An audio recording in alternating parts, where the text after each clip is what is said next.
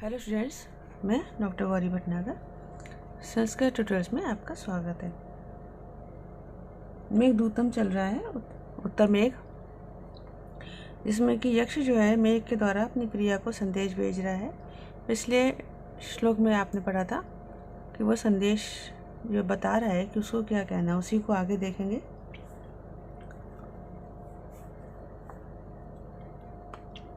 माम आकाश प्रणहित भुजम निर्द्याश्लेष हेतु लब्ध्या यास्ते कथमपि मया स्वप्न संदर्शनेषु पश्यन्ति नाम न खलु बहुशो न स्थली देवतानां मुक्ता स्थूलास्तरु किसलेषु अश्रुलेशा पतन्ति। अब वो कह रहे स्वप्न संदर्शनेषु स्वप्न के संदर्शन में, स्वप्न के दर्शन में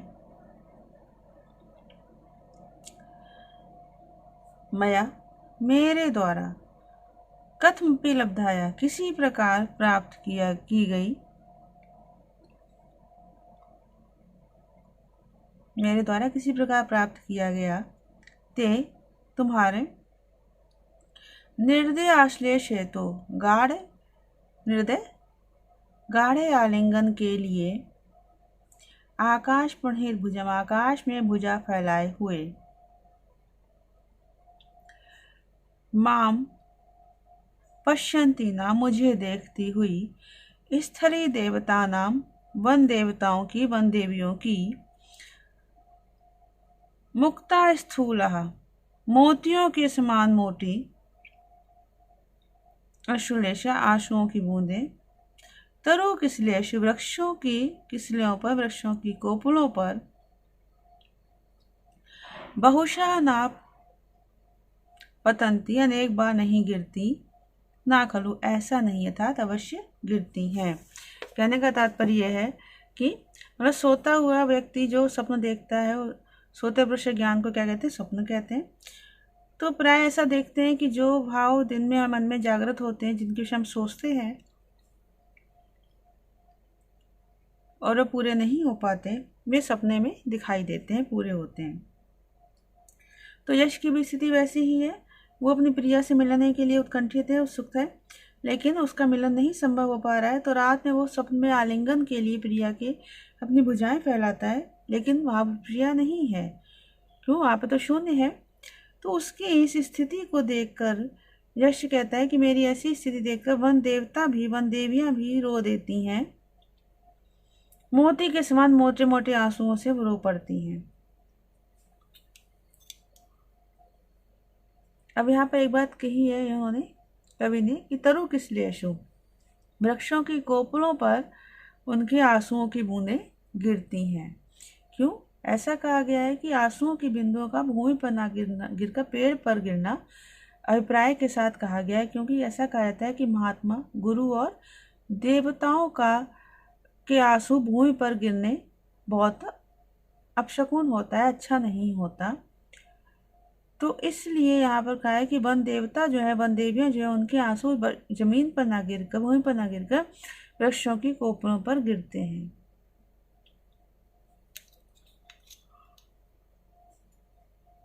फिर से देखेंगे, स्वप्न संदर्शनेषु, स्वप्न के ज्ञान में, संदर्शन में, स्वप्न के दर्शन में, स्वप्न के ज्ञान में, मया मेरे द्वारा कथमपि किसी प्रकार लब्धाया प्राप्त की गई, ते निर्द्याश्लेषतु तुम्हारे गाढ़े आलिंगन के लिए, किसी का प्राप्त किए गए तुम्हारे गाढ़े आलिंगन के लिए, आकाश प्रणहित भुजम, आकाश में भुजाएं फैलाए हुए, माम पश्यन्ति ना मुझे देखती हुई, स्थली देवता नाम वन देवियों की, मुक्ता स्थूला मोतियों के समान मोटी, अश्रुलेशा आंसुओं की बूंदें, तरु किसलेषु वृक्षों की किसलियों पर, वृक्षों की कोपलों पर, बहुशो ना पतंती अनेक बार नहीं गिरती हो, ना खलु ऐसा नहीं अर्थात अवश्य गिरती हैं। अब अगले श्लोक में यक्ष आगे कहता है, भित्वा सद्या किसले पुटान देव दारुद्रमाणाम ये तक्षीर श्रुति सुरभ्यो दक्षिणेन प्रवत्ता आलिंग्यन्ते गुणवती मया ते तुषाराद्रिवाता पूर्व स्पष्टम यदि किल भवेत अंग में भी तवैति। अब कह रहे हैं यहाँ से लेंगे गुणवती, हे गुणवती, हे गुणशालिनी। देवदारू द्रमाणाम, देवदार वृक्षों की, किसले पुटान, कोपलों की परतों को, सद्या भित्वा, शीघ्र ही भेद कर, तशीर श्रुति सुरभ्या, उसके दूध के, श्रुति श्राव से, प्रवाह से, सुरभ्यो सुगंधित, ये दक्षिणेन प्रवत्ता, जो दक्षिण दिशा की ओर प्रवत्ता चलते हैं, जो वायु दक्षिण दिशा की ओर चलती है। मया ते तुषाराद्रिबाता, मैं, मेरे द्वारा उन, तुषाराद्रिबाता, तुषार हिमालय पर्वत के, तुषारादि हिमालय पर्वत के वाता पवनों का, ए भी यदि तब अंगम पूर्वम स्पृष्टम भवेत, ये भी इनके द्वारा संभवतः तब अंगम तुम्हारे शरीर का पूर्व स्पृष्टम भवेत, पहले स्पर्श किया गया होगा। इति, इस प्रकार से आलिंगते, आलिंगन किया जाता है। कहने का तात्पर्य है कि वो कहते हैं कि जो वायु दक्षिण दिशा की ओर आ रहे हैं, कहाँ से, हिमालय पर्वत की ओर से, क्योंकि वो रामगिरी पर्वत पे जो दक्षिण दिशा की ओर है, और जो अलकापुरी वो हिमालय पर्वत पे है, उत्तर दिशा की ओर है। तो वो कहते हैं देवदारू वृक्षों की कोपलों में से, कोपलें जब में से जो दूध निकलता है उनको भेद कर, तो उसकी सुगंध से युक्त जो वायु चलती है दक्षिण दिशा की ओर, तो मैं उन वायु का आलिंगन करता हूँ, उन पवन का आलिंगन करता हूँ, उस वायु को आलिंगन करता हूँ, और ये सोच का आलिंगन करता हूँ कि इस वायु ने संभवतः उधर से आते पहले तुम्हारे शरीर को स्पर्श किया होगा। फिर से देखेंगे एक बार। हे गुणवती, हे गुणशालिनी, देवदारू द्रमाणाम, देवदार वृक्षों की, कोपलों की, देवदार वृक्षों की, किसले पुटान, कोपलों की परतों को, सद्या भित्वा, शीघ्र ही भेद कर,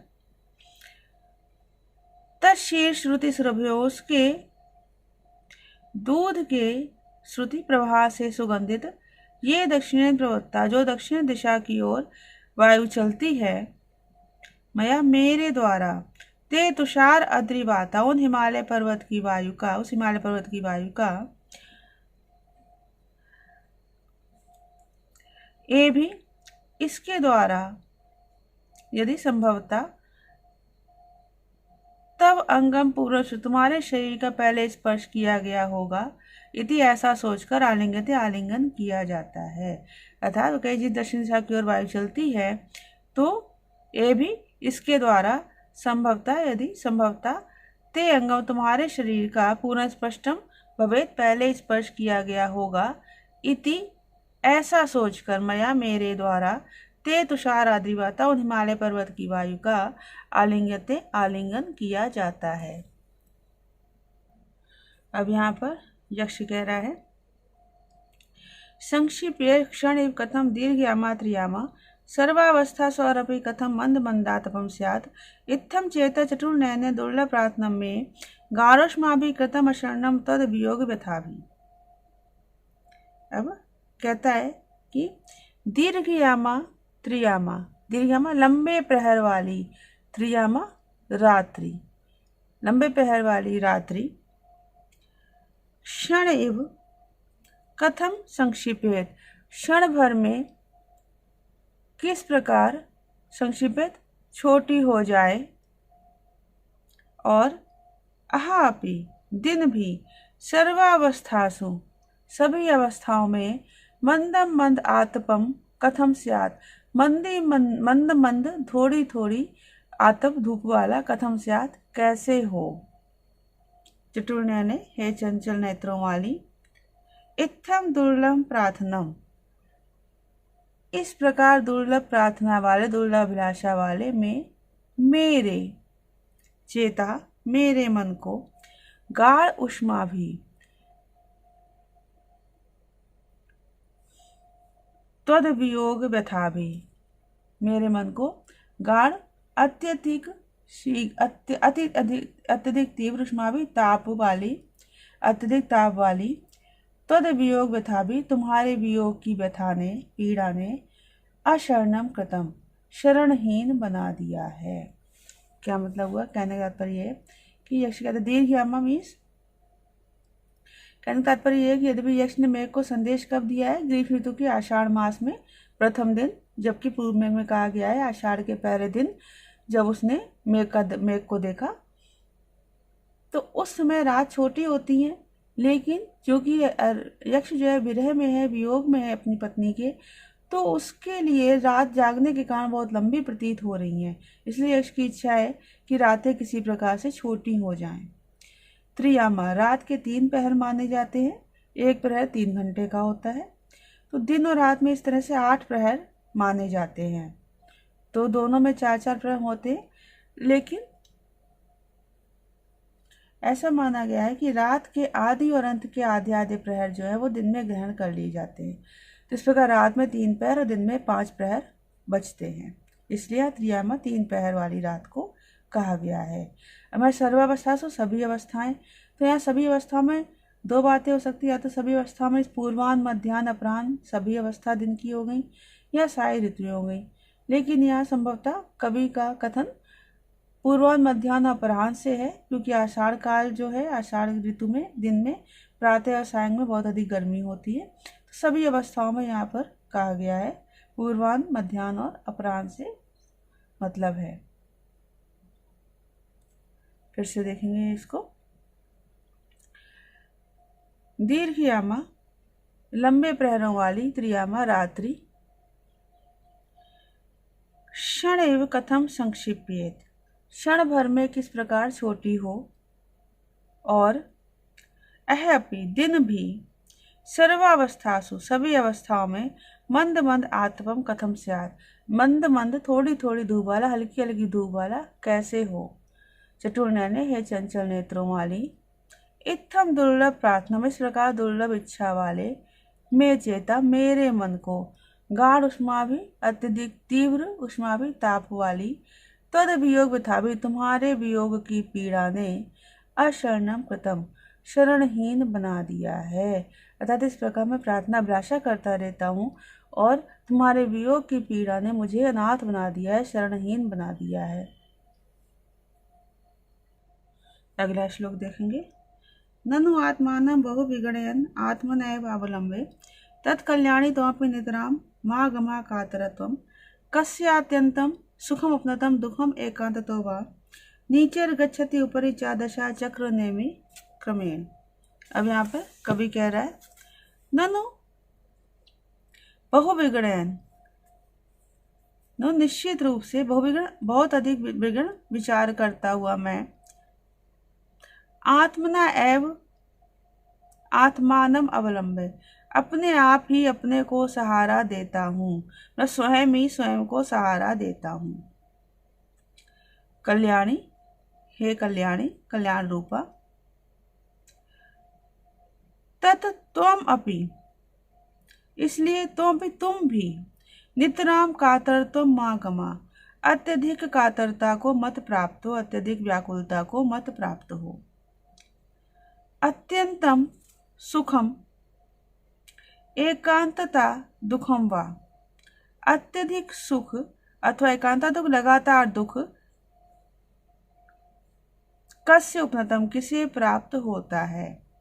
कहने का तात्पर्य यह है कि हमेशा ही दुख नहीं रहता, हमेशा ही सुख नहीं रहता, इसलिए तुम इतनी दुखी ना हो। अगर अब दुख है तो सुख भी आएगा।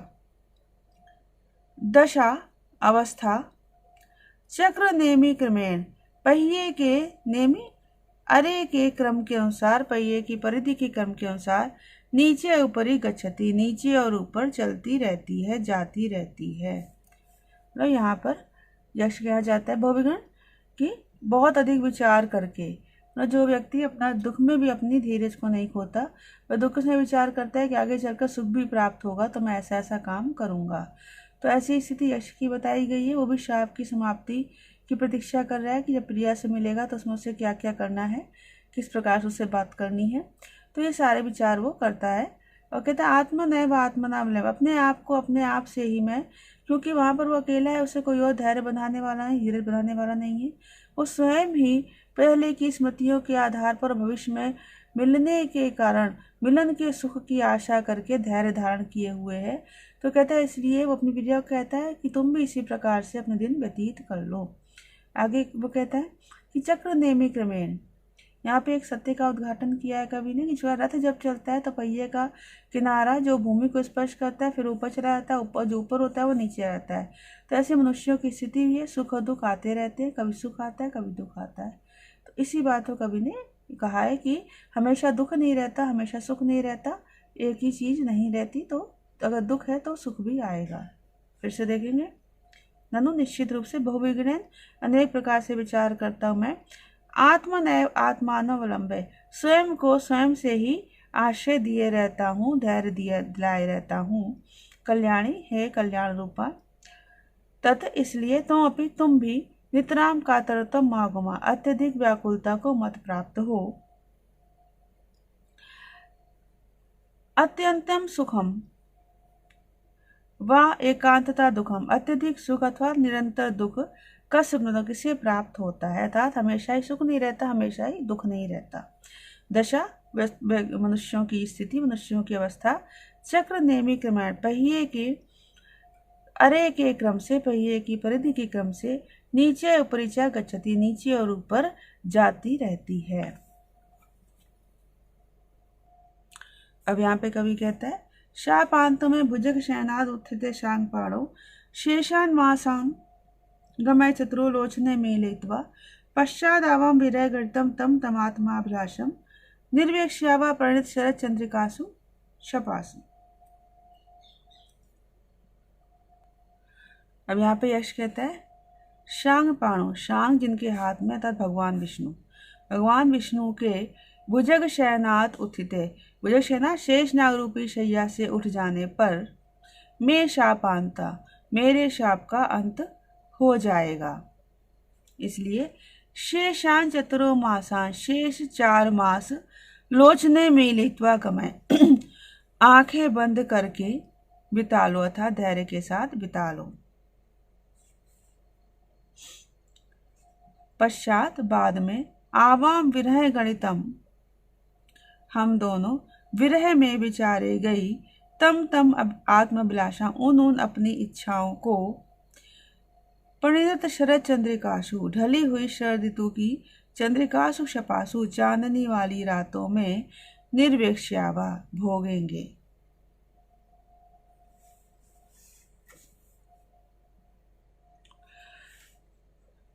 तो भारतीय परंपरा के अनुसार शांग पाणो में भगवान विष्णु जो हैं वो आषाढ़ शुक्ल एकादशी को क्षीर सागर में शेषनाग पर शयन करते हैं और कार्तिक शुक्ल एकादशी को वो उस शयन से जागते हैं, जिसको कि देवशयनी एकादशी कहते हैं आषाढ़ शुक्ल एकादशी को, और देवोत्थान एकादशी कहते हैं कार्तिक शुक्ल एकादशी को।